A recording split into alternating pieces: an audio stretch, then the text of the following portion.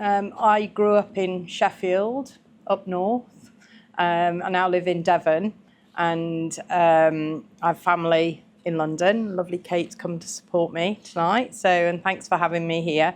I started drafting a novel in lockdown when I joined an online writing class, and they're in draft form still, but this is actually book one of a trilogy, which I wrote last, and it's about a First World War poor farm girl, who has ambitions to be of independent means, and she becomes a fever nurse and then eventually goes to nurse in the Somme. I've actually had two relatives who died in 1918, and a couple of years ago we managed to track down their graves, and one died 3 weeks before the end of the war. And I think keeping that story alive is really, really important. And as well as this story, where I've got, on the surface, quite an ordinary young lady who has bigger ambitions. 1916. Margaret travelled alone from Gorswell, the dawn milk train cutting through the frosty countryside. She'd been told to meet up with a vad before catching the train which would take them both to London. London was a vague shape in Margaret's mind, and beyond that, even more vague, Dover, a ferry boat, and then France. Sheffield's Victoria Station was an unfamiliar seething mass of noise, colour and bustle which flooded her thoughts and for a moment rendered her motionless. She twisted her gloved fingers. Where to go? She took a breath, brushed down her uniform coat, checked the boards and dived into the melee, threading through the crowds as she would through a flock of sheep on the way to the top field. She wasn't sure how she felt about meeting this other girl. On the one hand, it would be good to have some company on this strange journey. She reminded herself of Miss Hall's words, be friendly to everyone, smile first, shake hands firmly, and look people in the eye. But where did talking come into that? She wasn't one for small talk. And what would people make of her, just a young woman from a simple farm in Derbyshire? Hopefully this Rose Hemingway would be a friendly soul like Vi at the hospital. The crowds thinned out as she neared the train, and she soon made out a young woman in nursing uniform, her St. John's brassard clear on her arm. Glad to give her small trunk to the guard and using the moment to marshal her face into a welcome rather than embarrassment, Margaret held out her hand in greeting. Hello, she said, I'm Margaret Griffin. Voluntary Aid Detachment Rose Hemingway was as tall as Margaret, a couple of years older possibly, with a shapely figure, not quite as sturdy looking as Margaret, but imposing nevertheless. How do you do? Said the young woman, looking down her nose slightly as they hurried to climb aboard, for the station master was blowing his whistle. Margaret bit her lip. Rose was just looking down at her as she climbed up aboard. It surely wasn't deliberate. They both removed their coats, for it was warm in the carriage, Rose quickly flopping down and taking up 2 seats by the window. So you're a vad, then? Don't quite know what I am, acknowledged Margaret as she smoothed her skirt under and sat neatly down, nerves making her gabble. I'm a trained fever nurse, but too young to go to France, really, and they've only just started allowing fever nurses to go overseas. I'm classed as assistant nurse, but attached to the VADs. Right, said Rose unenthusiastically, but didn't comment further. What an interesting uniform, she had said after a time. Margaret looked down at herself and up to her coat in the rack above. True enough, it was second-hand, for she'd not had time to make one, and it wasn't the most up-to-date, but it was serviceable wool with a warm lining. Her uniform was tidy and fitted her perfectly, so what was to worry about that? You made it yourself, I see, Rose said. Well, yes, replied Margaret, wondering why the girl's comment seemed somehow a criticism.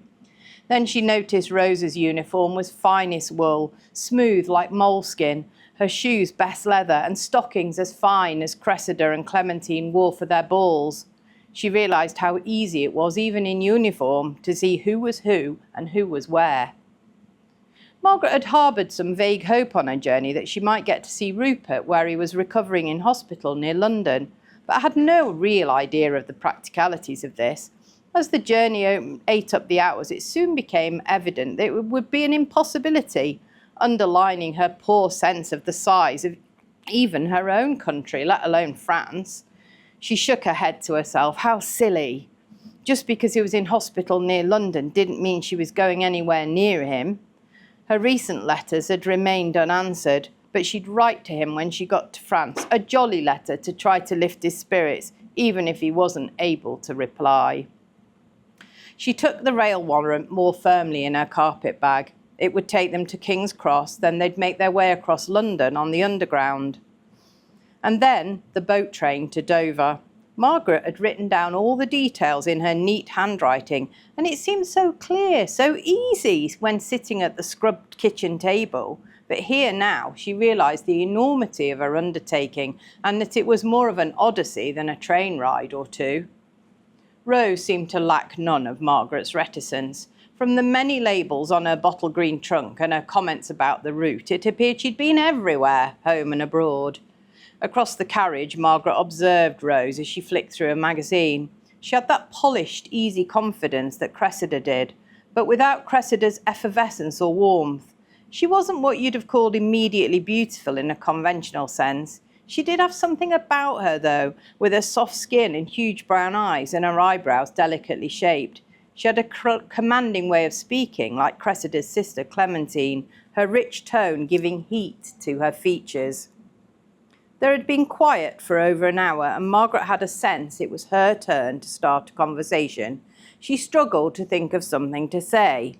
She could talk about Sir Gordon and the Braithwaites, but apart from Cress, they weren't exactly friends of hers, and she definitely wasn't of their class. Nursing, maybe? But she was aware she had much more experience than the other girl, and Rose would probably not take well to that. Sewing? Animals? I've never been to London before, she eventually said. Really? We have a flat up in town, only small but good for the theatre, near Covent Garden. She definitely sounded like Clementine.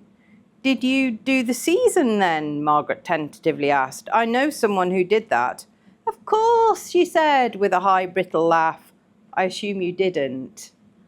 No, agreed Margaret. I made her gown. Ah, I see. Silence again. Margaret took out her book, a copy of The Secret Garden given to her by Miss Hall as a leaving gift, and settled down to read. But she wasn't a reader of those sorts of books, and wished Miss Hall had given her a book about farming instead, like she usually did. There was little more said between them, Margaret content to watch the countryside flying by and Rose immersed in her magazines. She wondered whether to ask Rose what had brought her here on this train taking them to war, but thought better of it. After all, then she might have to share her own story. The drumming of the wheels lulled her mind, and she began to doze, recalling those weeks before when Sir Gordon, against the rules, found her way to grant her wish, summoning her for a meeting with the Red Cross Committee in the Hadistry Institute. She had brushed away an invisible hair from her face and entered the building. She had been shown into a small office where waited a man, a woman, and Sir Gordon, who gave her the briefest of smiles. She perched in the chair indicated, folded her hands, straightened her back, and tried to look confident. The lady in the middle, in a lavender suit with a green hat adorned with lilacs, seemed to be in charge. Good morning, Miss Griffin, she said. I am Miss Edith Gantley. This is Mr. Edward Dewar, and Sir Gordon Braithwaite you're already acquainted with. Margaret nodded. You wish to be a nurse, said Miss Gantley. Margaret paused before answering. Was it a question? Actually, ma'am, I'm already a nurse. The committee's eyebrows collectively raised and a smile of amusement played on Mr. Dewar's lips. A fever nurse, is that correct? Yes, ma'am. Miss Gantley, if you please. Ma'am makes me feel old. Now it was Margaret's turn to smile, which she tried to hide. And you wish to nurse in France? Or Flanders, she replied. Anywhere I can be useful overseas. Well, you can be useful here, miss. You can help cook in the hospital, knit for the troops, collect sphagnum moss for dressings. Is that not good enough? This from Mr. Dewar, but the look in his eye gave her confidence that he was teasing, testing. No, sir, they're not good enough for me. I've worked hard, take my qualifications. I believe I can be a better assistant nursing. What was she saying? Surely they'd send her packing any minute. I quite agree with you, said Mr. Dewar. And why not continue nursing the troops here? Margaret looked down. This was a good question. Shepherd, trotting away up the lane to war, tail flying, trusting. Rupert, crying, desperate not to go back, crippled, in a hospital at the other end of the country. Her lads on the ward, trying to brave the pain, the procedures, the loss. The boy she'd sat up all night with, only to lose him as dawn broke. How to say all of this? Someone's got to do it, she said in a matter-of-fact tone.